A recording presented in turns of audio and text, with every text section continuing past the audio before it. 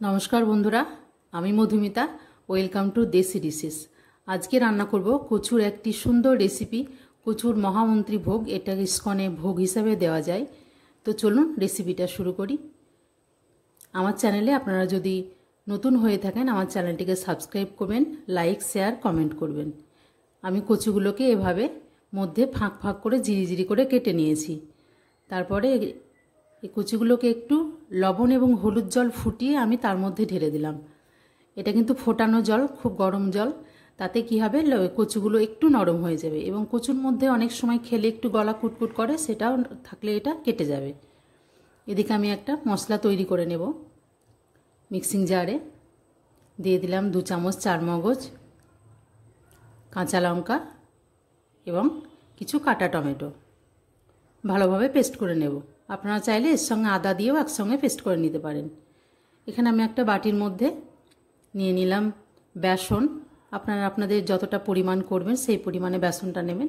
আমি এখানে 4 থেকে 5 চামচ বেসন নিয়ে নেব। তাতে দিয়ে দেবো 2 চামচ মতো কর্নফ্লাওয়ার। কর্নফ্লাওয়ার না থাকলে ময়দা দিয়ে দেবেন। খুব ভালোভাবে মিশিয়ে নিতে হবে।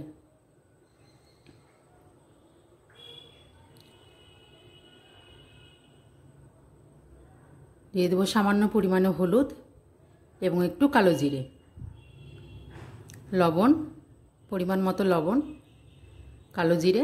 ভালোভাবে এটি একটা ব্যাটার তৈরি করে নেব। প্রথমে শুকনো উপকরণগুলোকে একটু মিশিয়ে নিতে হবে। ব্যাটারটা কিন্তু খুব বেশি পাতলা করা যাবে না।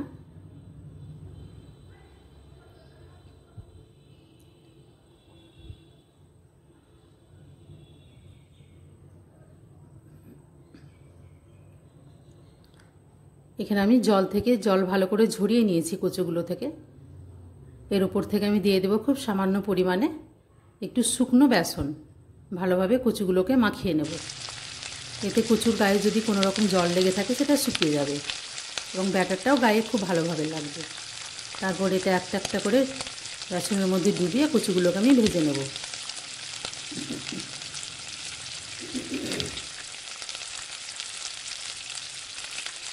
এখানে কিন্তু আঁচটা একদম কমিয়ে রেখে এগুলোকে ভেজে তুলতে হবে, নইলে কিন্তু ভিতরটা কাঁচা থেকে যাবে। আমি আস্তে আস্তে সব ওইগুলোকে ভেজে নিয়েছি। এদিকে আমি কড়াই আবার তেল দিয়ে এতে শুকনো লঙ্কা, 5 ফোড়ন এবং তেজপাতা ফোড়ন দিয়েছি। দিয়ে দিলাম তেলের মধ্যে একটু হলুদ গুঁড়ো, তাহলে কালারটা খুব সুন্দর আসে। এখানে আমি মিক্সির মধ্যে যে পেস্টটা তৈরি করে রেখেছিলাম সেটা এর মধ্যে ঢেলে দিলাম। একটু নেড়ে নিয়েই মিশিয়ে দেবো 2 চামচ আদা বাটা,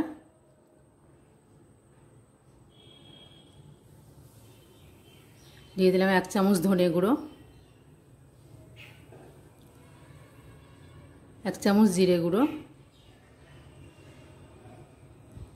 ভালোভাবে নেড়ে মিশিয়ে নেব।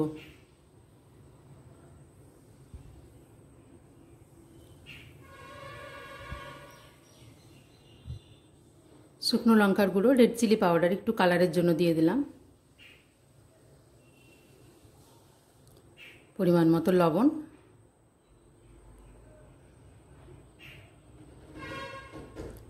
খুব অল্প পরিমাণে চিনি। একটু জল দিয়ে আমি কষিয়ে নিয়েছি। এভাবে যখন মশলা থেকে তেলটা ছেড়ে যাবে তখন এর মধ্যে জল ঢেলে দেব। খুব বেশি এটা রস থাকবে না, একটু গামাখা মাখা হবে।